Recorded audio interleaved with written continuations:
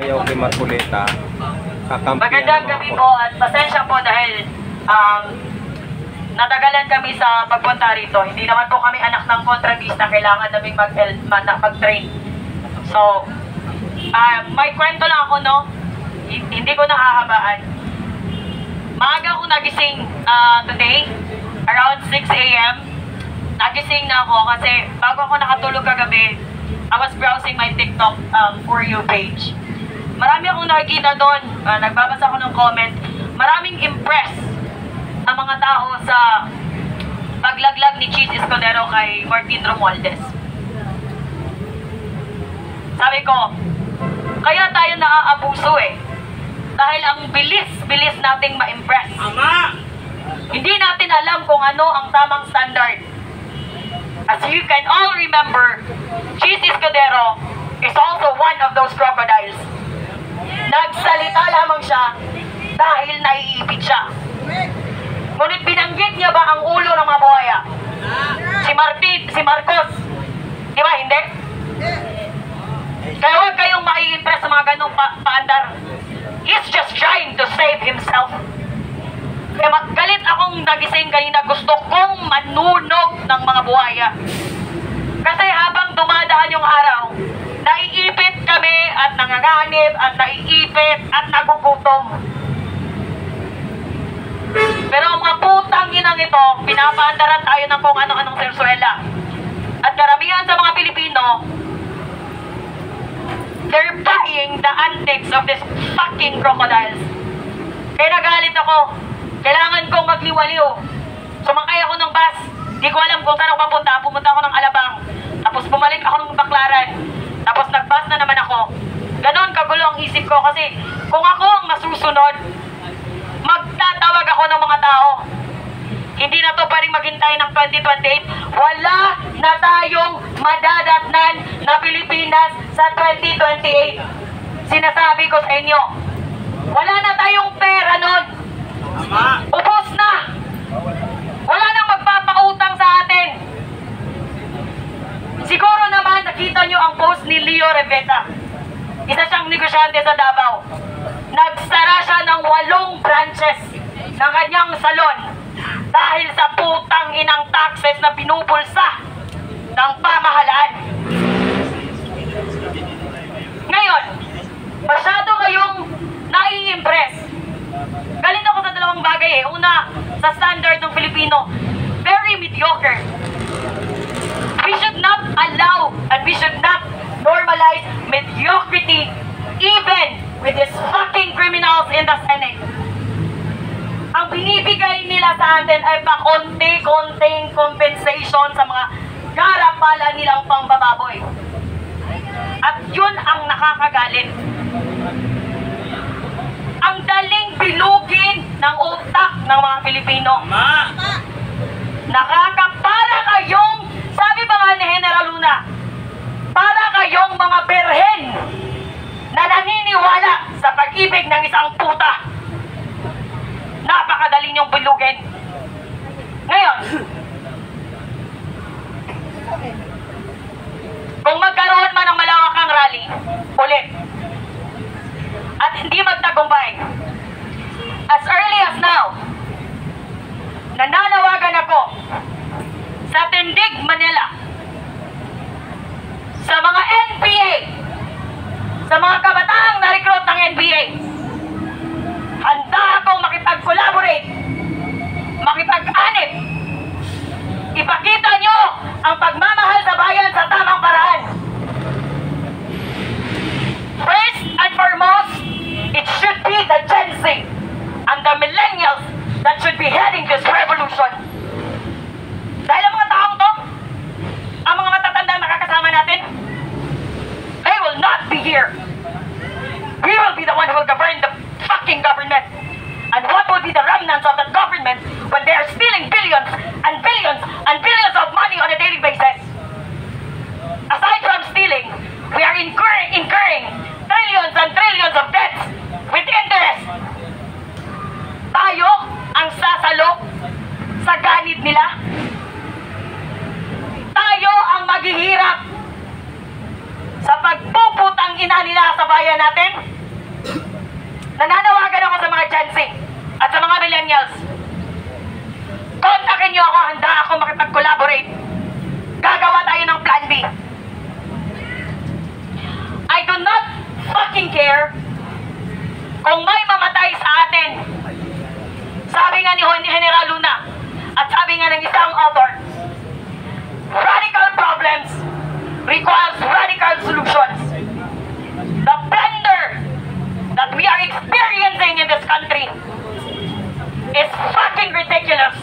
It's fucking extreme and it's fucking insane. We need to take radical measures. Bawiin natin ang Pilipinas habang may mababawi pa tayo. Get out of the streets. Coordinate, collaborate with us. At ipakita nyo ang tamang pagmamahal sa bayan. Maraming salamat po. Nakita po ninyo kung gaano ang galit at sama ng loob ng ating Gen Z na si Miss Amor. Alam nyo naman kung paano siya makipaglaban para sa ating inang bayan. Sana sa lahat ng nakapanood ay mantik ang inyong mga puso at damdamin. Tayo na para magkaisa. Kaya naman, pakinggan natin ang himig ng mga Gen Z. Kuya Park, dito ka na. Ayan, pakinggan po natin ang boses ni Kuya Park. Magamit na ano ka, mas malakas pa ang boses ko dyan. Malakas ba? Oh, yes. Okay ba?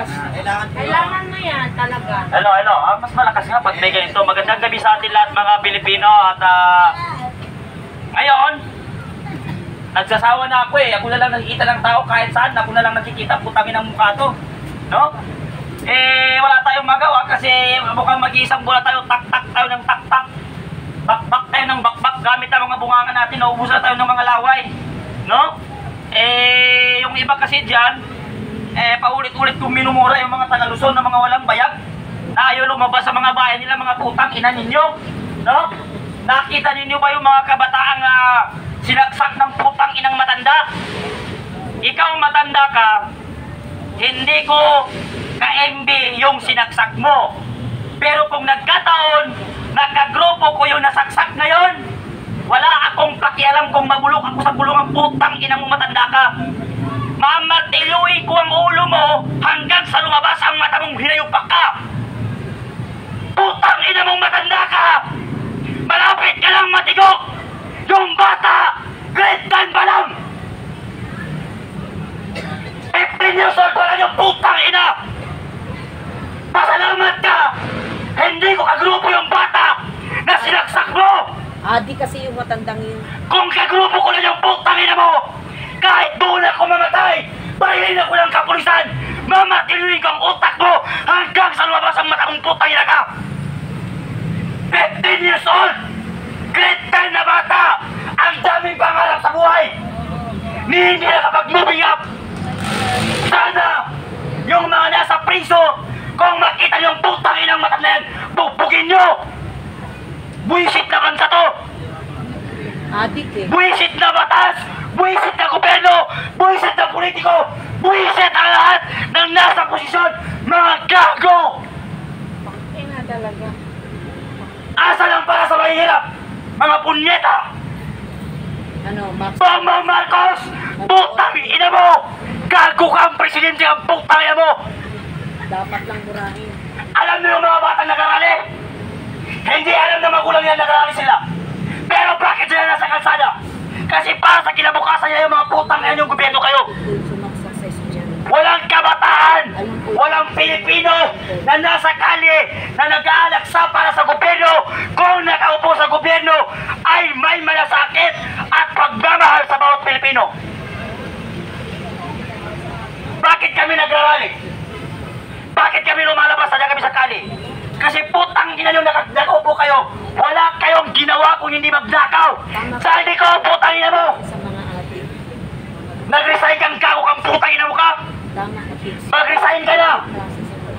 Pero siguraduhin mong wag na wag ka nang babalik sa Pilipinas. Kasi pag nakita ka namin sa Pilipinas, putang ina mo, maghukay ka na ng paglilibingan sa'yo, gago ka. Kukuyugin namin kayo. Martin Romualdez, ganun ka rin putang ina mo ka. Mag-resign na kayo. Pero wag na wag kayong magbabagila sa mga Pilipino kung gusto nyo pang mabuhay. Ikaw, BBM, hindi ka ba naiiyak? Paano mahiya ay adik din? Hindi ka ba nahihiya, walang nang nagagawa ng gusto sa'yo ng tao? Ayaw na ng tao sa pamumuno mong putang ina mo kang presidente ka. Wala kang lakas. Mahina kang presidenteng putang ina mo kang pangulo kang gago ka. Etong mga nag-upo sa gobyerno para mga berhen eh. Walang inisip. Yung mga anak nung nagpapalaki ng mga dyan, putang ina nyo mga anak kayo ng mga congressman kayo. Lahat ng anak ng politikong magnanakaw, putang ina nyo lahat. Pumutok sana ang mga bungakan niyo, mga baboy kayo. Mga gago. Martin Romualdez, gago. Baboy. Lahat ng pulis na nagpapaandar sa mga politikong magnanakaw, gago. Kasi tama ka. Kaya nga medyo process. Nakakapuno na eh. Kaya nga adik eh. Kaya General Luna, medyo process yan. namatay dahil sa paninindigan at prinsipyo. Si Goyo na bata general, namatay dahil sa pagiging aso at pagsunod-sunod niya kay Emilio Aguinaldo na kinukontrol ng Amerika. Yan ang pinagkaiba ng batang general na si Goyo at si General Luna. Si General Luna, namatay dahil sa dignidad at prinsipyo at paninindigan. Si Goyo, namatay dahil puta siya ni Emilio Aguinaldo. Hindi ako makatulog eh. Nung makita ko yung bata, Wow, 15 years old, nanakaw kasi. sinaksak ng putang inang matanda. Pasalamat ka at hindi ko kagrupo yung sinaksak mo. Kasi kung kagrupo ko yung sinaksak ng putang inang matanda ka, kahit doon mismo ko parilin ng mga SWAT pati pulis, pupukpukin ko ng matilo ang ulo mo hanggang sa lumabas ang mata mong gago kang matanda ka. Ikaw na matanda ka, malapit ka ng matigok eh. Gago ka eh. Pero yung sinaksak mong bata, ang daming pangarap sa buhay. Oo, medyo process. Hindi man lang sila kapag moving up. 15 years old pa yung putang ina mo kang matanda ka. Yung mga gangster dyan, na putang ina nyo, Pixie ano? na nire-recruit yung mga kabataan. Tama ba? Saan ang mga leader ng gangster? Saan ang mga leader ng gangster? Noon nakikipagbatuhan ng mga membro ninyo. Nasaan kayo? Di ba't wala kayo? Dapat kung isa kang leader na nasa matinong kaisipan, ang una mong iisipin, kapakanan ng tao mo. Kapakanan ng membro mo. Bakit kayo? Pixie. Kayong mga kabataan, huwag na kayong magpaparekrut o sumama sa kahit anong gang dyan. Gang dyan. Hindi kayo tatanungan ng mga founder na yan ng mga hinayupak. Yung mga kabataan na nag-recruit sa kanila, na nakulong, andyan ba ang mga mayordomo ninyo? Andyan ba ang mga founder ninyo? Di ba wala? Etong mga leader ng mga gangster, mga putang ina nyo, kung nasa tamang pag-isip kayo, dapat ang inuuna nyo, kaligtasan ang bawat membro nyo. Pinapasugod din nyo sa Mindiola tapos wala kayo doon. Ganun ba ang leader na tanga? Kaya ni BBM, ayaw na ng tao sa kanya, namumuno pa rin ang putang ina nila marunong mag-resign. Eto, mura kami ng mura. Galit na kami ng galit. Dada kami ng dada. Wala pa rin nakikinig sa ating mga Pilipino. Kaya ba nila pakikinggan ng boses ng ordinaryong Pilipino? Kailan sila susunod sa mga Pilipino? Anhin ninyo ang mga posisyon ninyo kung wala ang Pilipino na sumusunod sa inyo. Si Salvico, kapag pinilit daw siya, parang siya parang nagbabanta sa mga Pilipino. Kapag pinilit daw siya na pinauwi dito sa Pilipinas, hindi daw siya magdadalawang isip na mag-resign. Putang ina mo, Salvico. Kami pa ang sinusuhulan mo, kami pa ang tinatakot mo. Na kapag pinilit ka namin umuwi, magre-resign ka. Mag-resign ka na at huwag ka lang umuwi sa Pilipinas. Dahil pag nakita ka namin, kukuyugin namin kayo. Ikaw, Trillanes, pag may nangyari kay PRRD sa Netherlands, dahil sa pagpunta mo sa Netherlands, at nagpupos-pos ka pa, huwag ka lang umuwi pag may nangyari kay PRRD. Huwag ka lang umuwi sa Pilipinas. Pati pamilya mo, anak mo, dalhin mo na sa ibang bansa. Dahil lahat kayo, kukuyugin namin kayo mga putang ina kayo. Maraming salamat at magandang gabi.